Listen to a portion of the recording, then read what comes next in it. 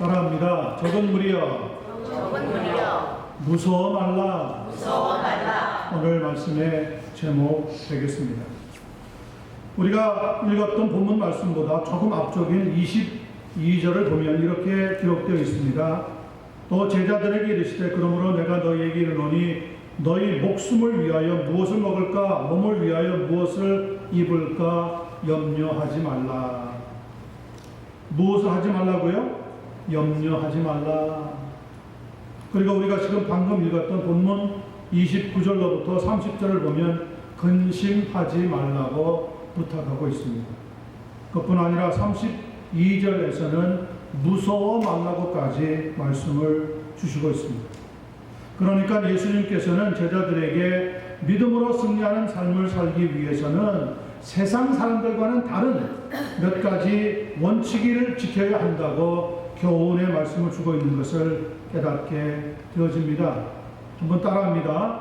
첫 번째, 염려하지 말자. 두 번째입니다. 근심하지도 말자. 세 번째, 무서워 말자.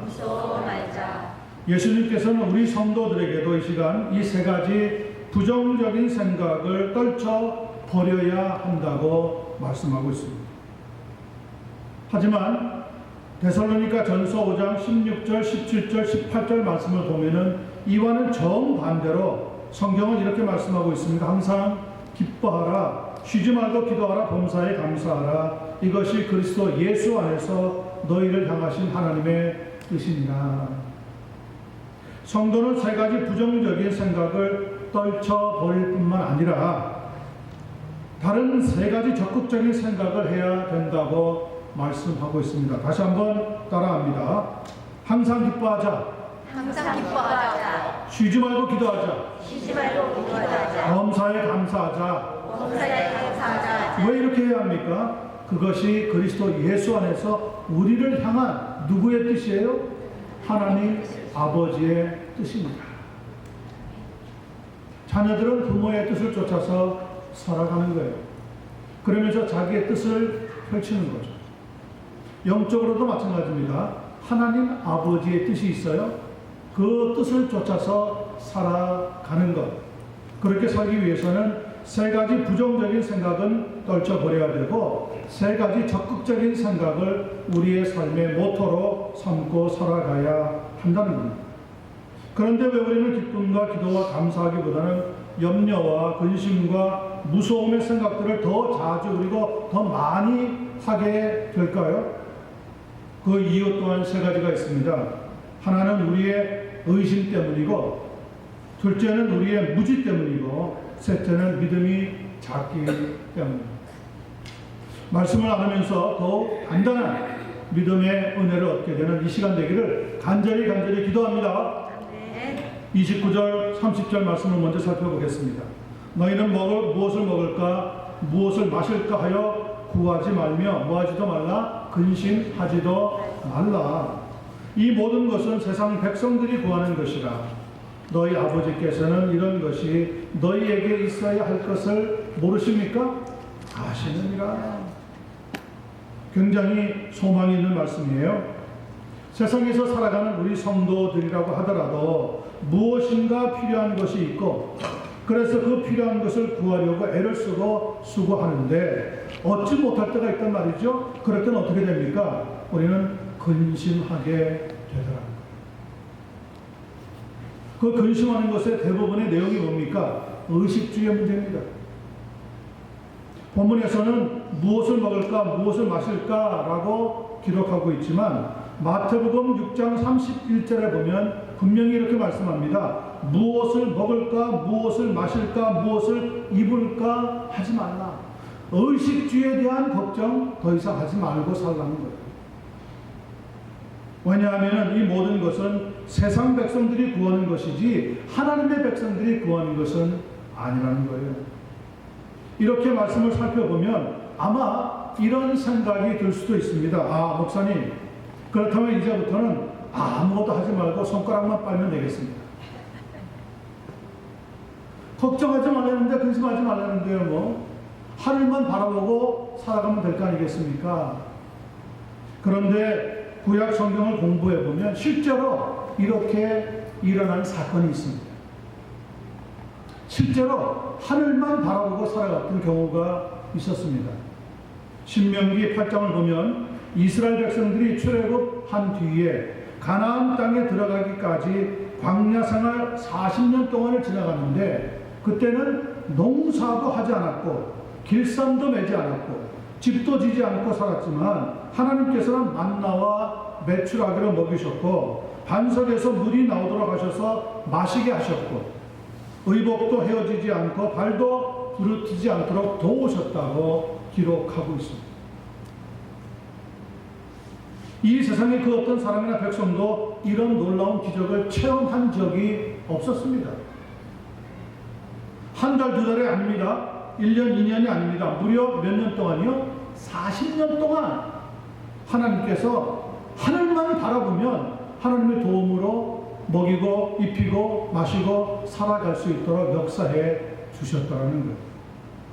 여러분, 그렇게 하나님께서 하실 때는 이유가 있었을 거 아니겠습니까? 무슨 목적이 있으니까 그럴 거 아닙니까? 아무런 이유도 없는데 그렇게 무작정 하실 일은 없지요, 하나님이? 어떤 목적이 있었느냐? 신명기 8장 2절과 3절은 이렇게 대답해 주고 있습니다. 네 하나님 여호와께서 이 40년 동안에 네게 광야길을 걷게 하신 것을 기억하라. 이는 너를 낮추시며 너를 시험하사 네 마음이 어떠한지 그 명령을 지키는지 지키지 아니하는지 알려 하심이라. 너를 낮추시며 너를 줄이게 하시며 또 너도 알지 못하며 네 조상들도 알지 못하던 만나를 네게 먹이신 것은 사람이 떡으로만 사는 것이 아니요 여호와의 입에서 나오는 모든 말씀으로 사는 줄을 네게 알게 하려 하십니다. 두 가지 목적이 있었어요. 두 가지 이유가. 첫 번째는 이스라엘 백성들을 낮추시고 그들을 시험하셔서 그들의 마음이 정말 하나님의 명령을 지키며 사는지 지키지 않는지 알고자 하셨다는 것. 두 번째는 이스라엘 백성들도 알지 못하고 그들의 조상들도 알지 못하던 만나를 광야 40년 동안 지나가던 사람들에게 먹이신 것은 사람이 떡으로만 사는 것이 아니라 여호와의 입에서 나오는 모든 말씀으로 사는 줄을 네가 알게 하려 하심이었다고 분명하게 말씀하고 있습니다. 그러니까 두 가지 중요한 사실을 발견하죠. 첫째, 하나님 말씀에 순종하느냐. 두 번째, 정말 하나님 말씀을 붙잡고 살아가느냐. 이것을 하나님이 알고자 하셨다는 겁니다. 그런데 이스라엘 백성들은 이 두 가지 시험에서 합격을 했습니까? 불합격했습니까? 떨어지고 말았습니다. 불합격했습니다. 즉 순종하지도 않았고 말씀을 믿는 삶도 살지 않았다는 거예요. 성도 여러분, 너희는 무엇을 먹을까 무엇을 마실까 하면서 구하지 말고 근심하지도 말라고 했다고 해서 그 말씀을 오해하면 안 됩니다. 그렇게 하나님께서 역사해 보셨는데 이스라엘 백성들은 그런 시험에 떨어지고 말았단 말이에요.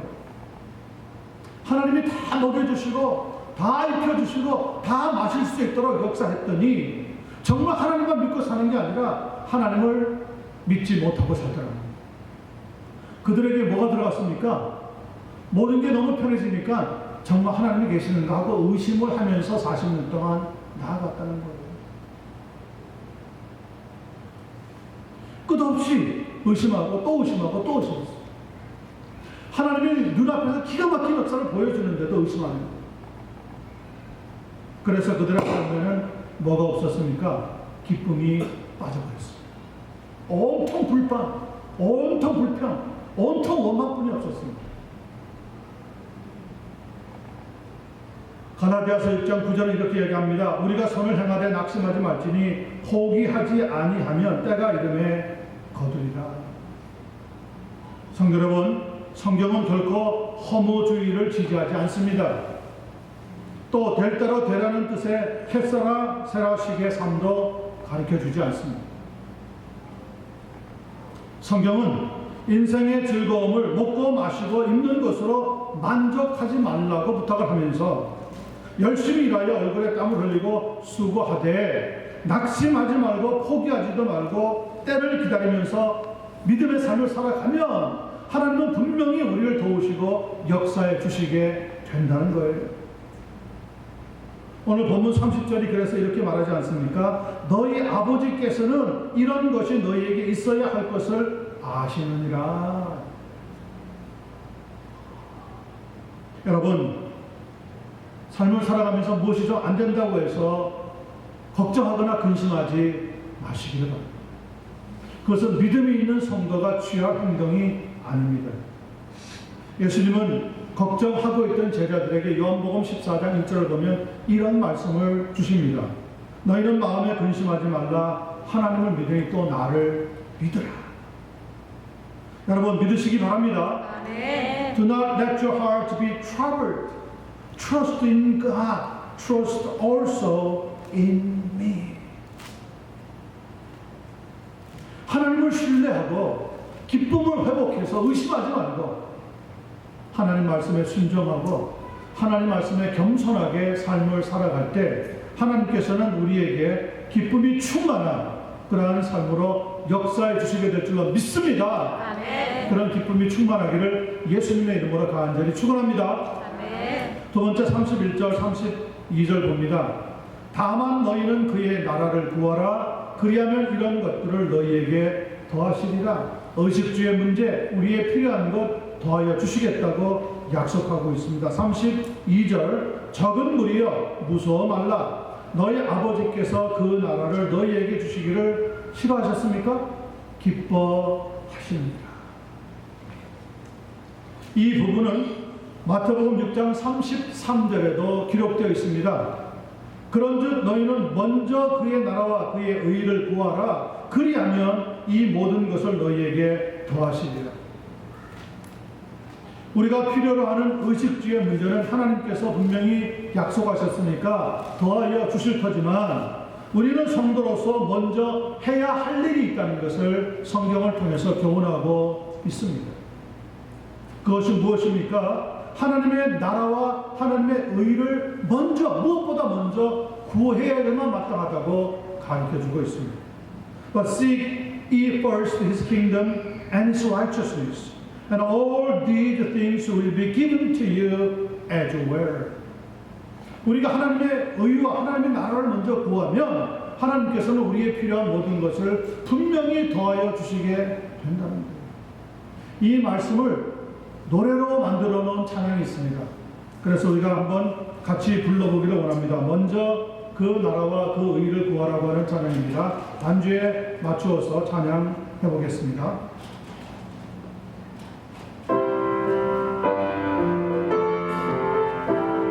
힘차게 믿음으로 한번 불러보십시다. 먼저 그 나라와 의를 구하라. 그 나라와 그 의를 그리하면 이 모든 것을 너희에게 더하시니. 2절 사람이 빵으로 한 아니요 하나님 말씀으로 그리하면 이 모든 것을 더하여 하시니. 3절 구하라 너희에게 주실 것이요 찾으면 찾으리라. 문 두드리면 열릴 것이라. 모든 것 다 주시니. 할렐루야.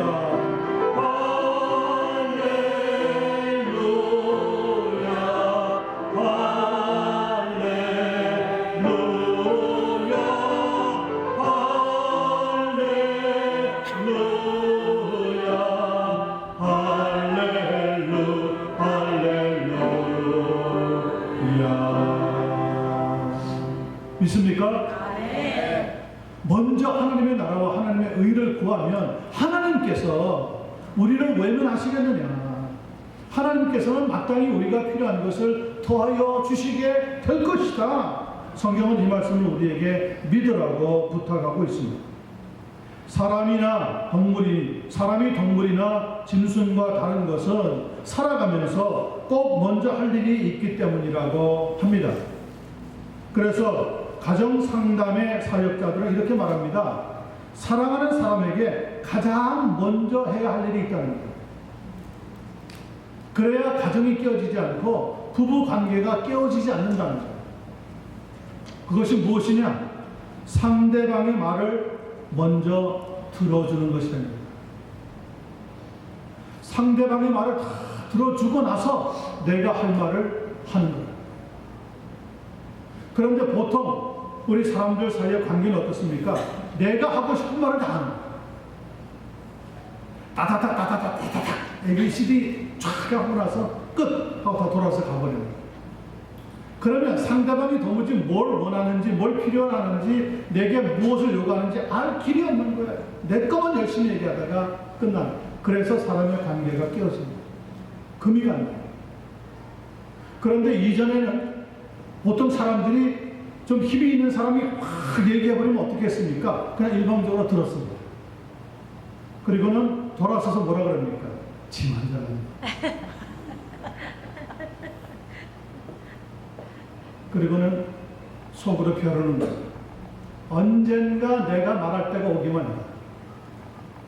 불편한 관계가 계속 될 수밖에 없습니다. 선물을 해주는 것도 좋고 함께 여행을 하는 것도 좋지만 가장 좋은 것, 그보다 더 좋은 것은 말을 들어주는 것이라고. 말을 들어주면요, 벌써 속에 있는 상처가 절반은 이미 회복이 된다는 거예요. 치료가 된다는 거예요. 현대 사회는요, 들어주지 않아서 문제가 발생합니다. 자녀들이 부모에게 뭘 하면 이전에 부모님들은 어땠습니까? 부모님들의 생각이 더 강했어요. 그게 왜 필요하냐? 다른 아이들은 그거 없어도 잘만 하다. 너도 그런 것 없이 잘한다는 걸 보여줘라. 물론 누가 그렇게 안 하고 싶어요. 그런데 그렇게 안 될 때가 있단 말이에요. 그럴 때는 도움이 꼭 필요하다고요.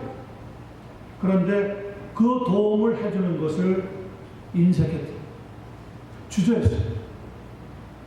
그래서 조금 더 훌륭하게 잘할 수 있는 기회가 있었음에도 불구하고 그 기회를 이루지 못할 때가 많이 있었습니다. 성경은 그렇게 말씀하지 않습니다.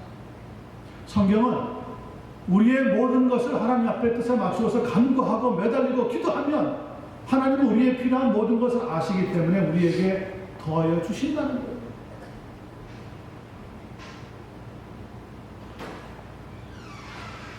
소도 하루를 시작할 때 먼저 하는 일이 있고요. 집을 지키는 개도 먼저 하는 일이 있으며 닭도 동트기 직전 보통 새벽 4시에서 5시 사이에 높은 곳에 올라가서 먼저 목을 가다듬은 다음에 가다듬은 다음에 꺾여 하고 온다고 합니다. 심지어는 계란을 낳기 전에도 먼저 온다고 합니다. 그러면 기르고 있는 주인이 이 녀석이 오늘 계란을 낳았구나. 그 신호로 알고 가서 가져옵니다. 하지만 시도 때도 없이 오는 닭이 있다면 어떻게 해야 되겠습니까? 잡아먹히는 거죠, 뭐.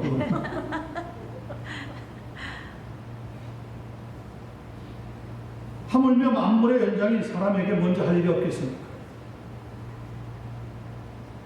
성도는 오늘 성경에 보니까 하나님의 나라와 하나님의 의를 먼저 구하는 것이 마땅하다고 가르쳐주고 있습니다. 그러면 하나님께서는 살아가면서 필요한 이런저런 모든 것들을 우리에게 더하여 주시겠다고 약속하고 있습니다. 필요한 모든 것들을 그리스도 예수 안에서 공급받으시는 우리 모두가 되시기를 간절히 축원합니다. 문제가 있습니다. 그게 오늘 본문의 말씀의 내용입니다. 뭐라고 얘기했습니까? 32절 보세요. 적은 무리여 무서워 말라.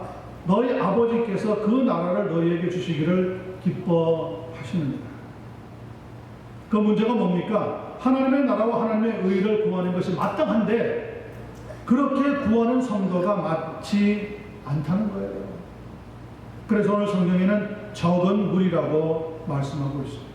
무리라고 하는 것은 한두 사람 개인을 이야기하는 것이 아닙니다. 여러 사람이 함께 모인 공동체를 말합니다. 곧 교회를 의미하는 거예요. 특별히 종말의 시대를 지나가고 있는 교회가 너무 개교적입니다. 그래서 너무 지나치게 교회 성장을 강조하면서 백화점들이 대형몰로 바뀌는 것처럼 사람이 많이 모이는 대형 교회를 이상적인 교회로 치부하고 있는 것이 현실입니다.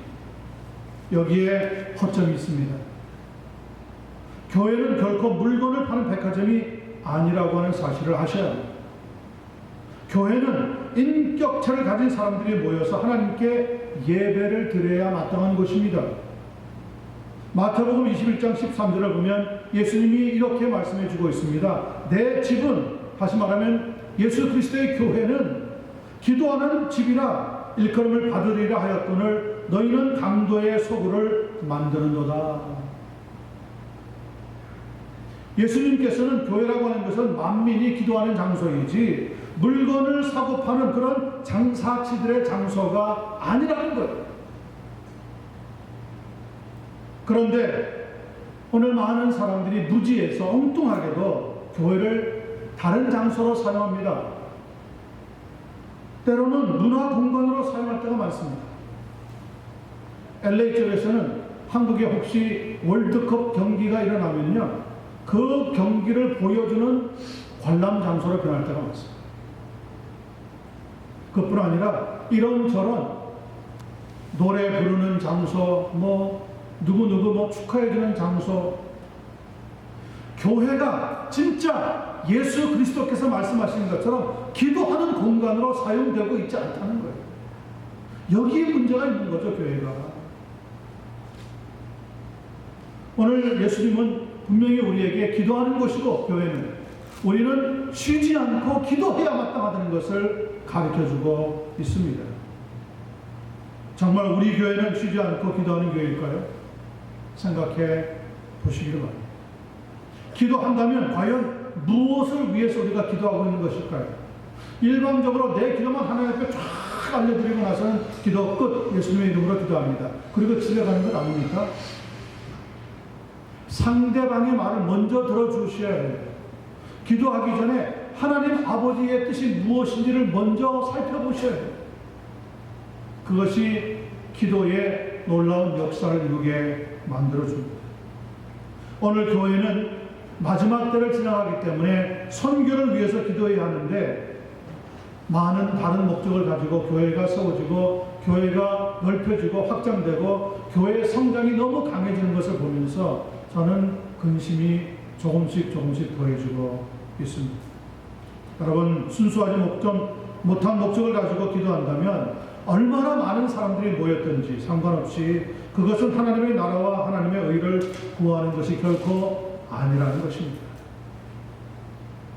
내가 무엇을 구하며 살아가고 있는지 내 삶의 이유와 목적을 깨달으면서 하나님의 뜻에 맞추어서 살아갈 수 있는 은혜 충만한 성도들이 되시기를 예수님의 이름으로 간절히 축원합니다. 마지막 33절 4절을 보겠습니다. 너희 소유를 팔아 구제하여 낡아지지 아니하는 뭘 만들라고요? 배낭을 만들라. 곧 하늘에 둔 바 다함이 없는 보물이니 거기는 도둑도 가까이 하는 일도 없고 좀도 먹는 일이 없느니라.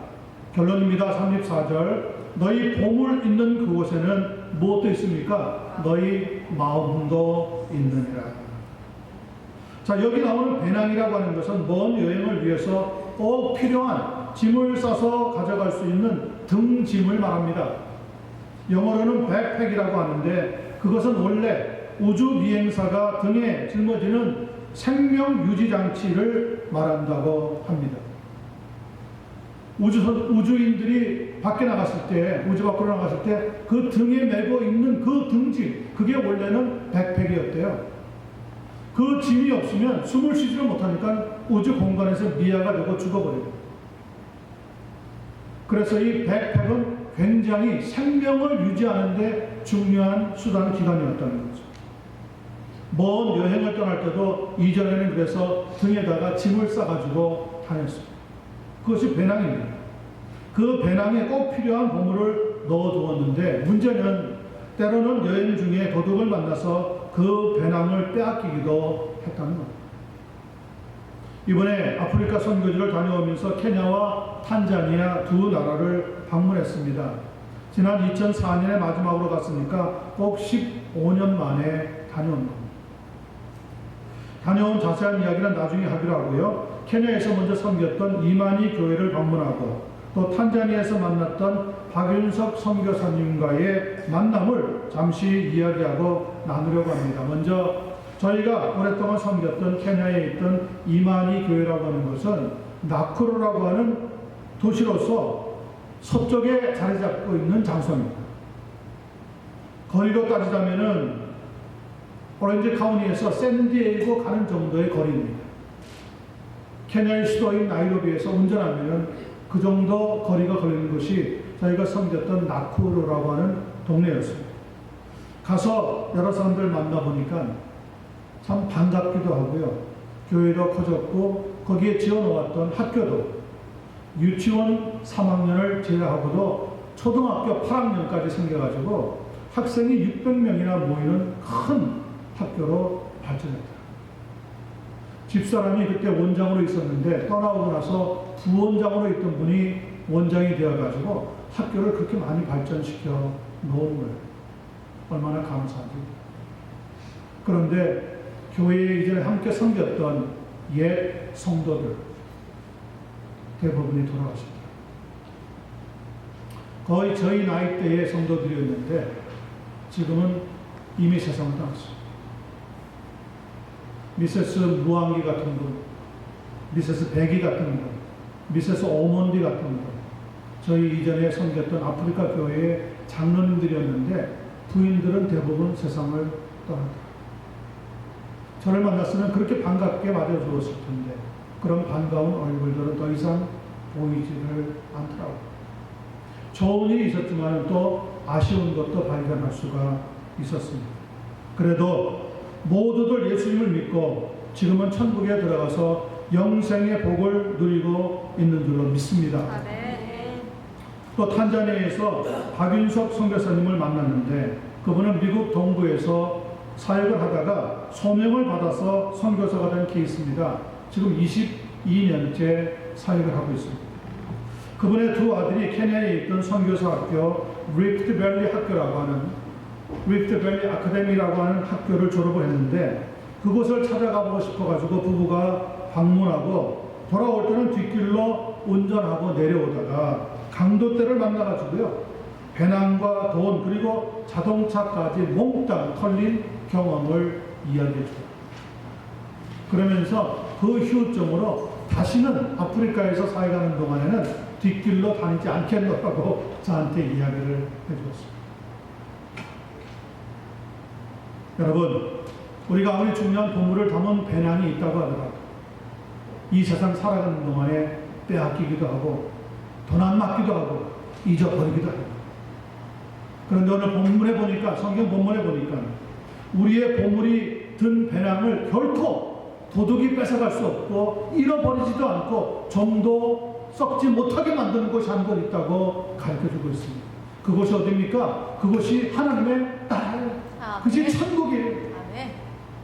그 천국에 우리의 마음을 두고 살라는 겁니다. 왜냐? 보물이 있는 곳에 우리의 마음이 있는 것 같이 천국을 우리의 보물로 삼고 살아가면 우리의 마음이 그곳을 향해서 달려가게 되어 있다는 거죠. 다른 생각하지 않게 되어 있다는 거죠. 믿음으로만 살려고 하는 마음이 생기게 되어 있다는 거죠. 그러면 결과로 뭐가 생깁니까? 감사가 충만하게 넘쳐나게 됩니다. 그런데 우리는 어떤 사람이에요? 믿음이 적은 사람.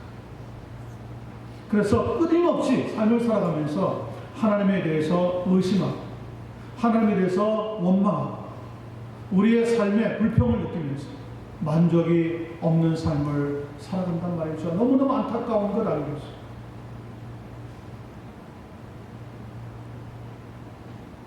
천국이라고 하는 것은 우리의 인생의 마지막에 있어서 반드시 들어가야 하는 정착입니다. 하지만 이곳에 들어가는 것이 우리의 힘이나 의지나 선행으로 들어갈 수는 없습니다. 요한복음 5장 39절 40절 보면 예수님이 이렇게 말씀하고 있습니다. 너희가 성경에서 영생을 얻는 줄 생각하고 성경을 연구하거니와 이 성경이 곧 내게 대하여 증언하는 것이니라. 그러나 너희가 영생을 얻기 위하여 내게 오기를 원하지 아니하였도다. 하나님은 우리 모두가 다 영생을 누리고 천국에 오라고 말씀하고 있는데, 우리는 하나님 말씀도 싫어하지만 하나님을 거절하면서 살아가기 때문에 천국에 들어갈 수가 없다는 거예요.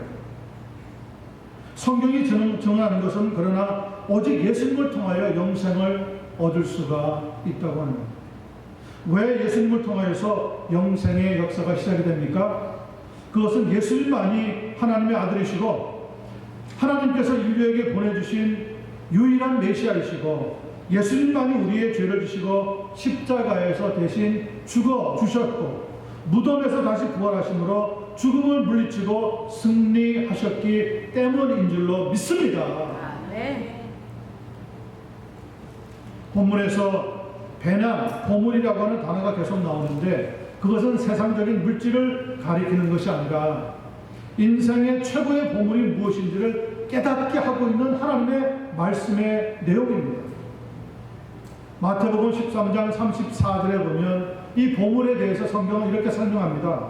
천국은 마치 밭에 감추인 보화와 같으니 사람이 이를 발견한 후 숨겨두고 기뻐하며 돌아가서 자기의 소유를 다 팔아 그 밭을 샀느니라. 여러분, 밭을 왜 삽니까? 그 밭의 유용한 용도도 있겠지만 그 밭 가운데 뭐가 지금 감춰져 있어요? 보화가 감춰져 있어요. 보화가. 이 땅은 세상입니다. 그리고 그 보화는 예수 그리스도를 말합니다. 예수 그리스도를 믿고 그분을 영접하고 그분을 따라 믿음으로 살아가는 것이 바로 우리의 인생의 최고의 보물, 영생을 얻게 되어진다고 성경이 말씀하고 있다는 거예요. 저희가 섬겼던 아프리카 이만희 교회 성도들은 결코 부유한 사람들이 아니었습니다. 현지에서도 낮고 낮은 저개발 지대에 살아서 자존감이 전혀 없던 사람들이었습니다. 어렵게 살던 사람들이었습니다. 하루하루 사는 것이 인생의 최고의 목표였던 사람입니다. 그런데 그들은 자신들의 소유를 다 팔아서 낡아지지 아니하는 배낭을 만들었고 그 배낭 안에다 최고의 보물이 되시는 예수 그리스도를 넣어두었습니다. 다시 말하면 그들의 마음 한가운데에 예수 그리스도를 모시고 섬기고 살게 되었다는 것. 대부분의 성도들은 이미 세상을 떠났지만 저는 분명히 그들이 하나님의 나라에 가 있다는 것을 확신합니다.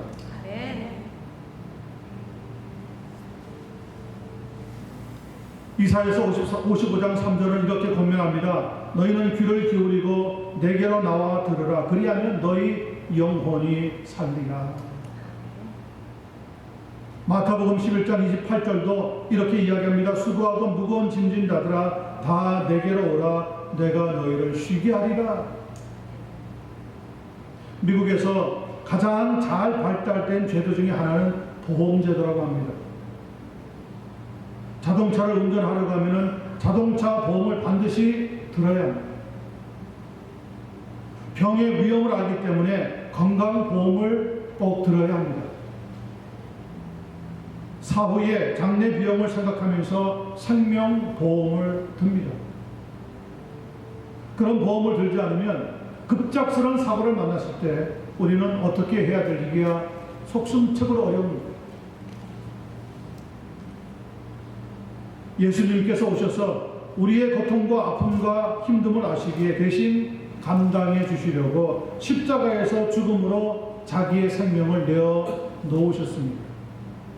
그리고 이렇게 말씀하십니다. 수고하고 무거운 짐진 자들아 다 내게로 오라. 내가 너희를 쉬게 하리라. 이걸 가리켜서 우리가 천국 보험이라고 해요. 천국에도 들어가려면 그냥 들어가는 게 아니에요. 천국 보험을 얻어야 돼요. 돈 주고 사는 건 아닙니다. 믿음으로 사는 겁니다. 예수 그리스도를 영접하는 것으로 사는 겁니다. 그러면 하나님께서 우리의 필요한 것을 더하여 주시고 이 집에서 우리가 섬기는 교회라고 하는 하나님의 집에서 기도하는 사람으로 살게 하면서 우리에게 하나님의 뜻을 살필 수 있도록 역사해 주시고, 더 나아가서 영원한 보물, 최고의 보물, 예수 그리스도가 살고 계시는 우리 하나님의 나라가 있는 천국, 그곳에 여러분과 제가 소유권을 얻어서 들어갈 수 있게 되어진다는 것. 사랑하는 성도 여러분, 주님이 지금 안타깝게 하고 있는 말씀으로 다시 한번 들어보시기를 바랍니다. 적은 무리여 무서워 말라. 너희 아버지께서 그 나라를 너희에게 주시기를 기뻐하시는다. 성도 여러분, 예수님을 믿게 됨으로 인하여서 범사에 감사하고 나가는 하나님의 뜻을 이루는 귀한 성도들 되시기만을 예수님의 이름으로 간절히 축원합니다. 기도하겠습니다.